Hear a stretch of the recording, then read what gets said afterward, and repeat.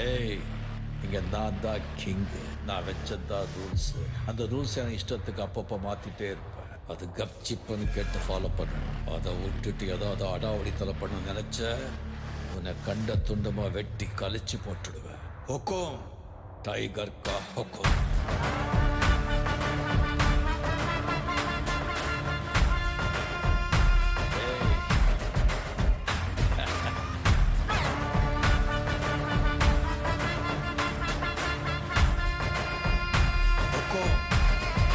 Tiger கா ஹொக்கோம்.